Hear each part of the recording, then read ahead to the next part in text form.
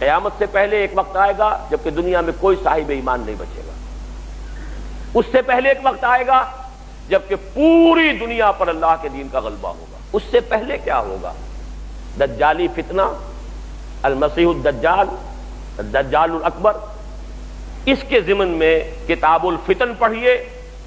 اب میں خاص طور پر آپ حضرات کو ادھر راغب کر رہا ہوں، اس لیے کہ ہمارے مدرسوں میں بھی سارا جو حدیث کا درس ہوتا ہے وہ سب وہ شروع کے جو فقہی ابواب ہیں، وضو کے اور نماز کے اور روزے کے اور یہ اور وہ جس میں اختلافات ہیں مسلمانوں کے، سارا وقت صرف ہو جاتا ہے ان پر. یہ احادیث کے ابواب تو ہم پڑھتے ہی. اس لیے میں کہہ رہا ہوں کہ ان احادیث کا مطالعہ کیجئے، ان ابواب کا مطالعہ کیجئے، غور و فکر کیجئے. یہ چیزیں ہیں اور اس لیے بتائی ہیں محمد رسول اللہ صلی اللہ علیہ وسلم نے. معاذ اللہ آپ کوئی کاہن تو نہیں تھے کہ خبریں دے کر کوئی نذرانے وصول کرتے ہوں. کیوں یہ پیشن گوئیاں کی؟ کس لیے بتایا ہے؟ کوئی اس میں ہمارے لیے خیر تھا؟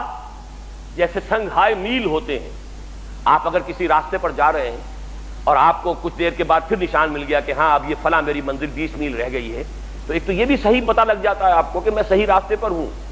اس سے پہلے دو راہ آیا تھا، پتہ نہیں سڑک میں کوئی غلط تو نہیں مڑ آیا. وہ نشان میل جب آتا ہے، سنگ میل جب آتا ہے، تو آپ کو نہ صرف فاصلے کا پتہ چلتا ہے بلکہ یہ بھی یقین ہو جاتا ہے کہ میں صحیح راستے پر ہوں. تو یہ تمام واقعات سنگھائے میل ہیں اور ہمیں اپنی دونوں آنکھیں کھولنی چاہیے، قرآن اور سنت اور قرآن و حدیث کی دو آنکھیں، کہ جن سے ہم ان تمام نشانات راہ کو دیکھ سکیں. اور ہمارے سامنے وہ جس کو اقبال نے کہا ہے چشمہ ہے میری آنکھ کا خاک مدینہ و نجف. میں کہا کرتا ہوں کہ میری جو آنکھ ہے اس کا سرما قرآن اور حدیث رسول ہے صلی اللہ علیہ وسلم.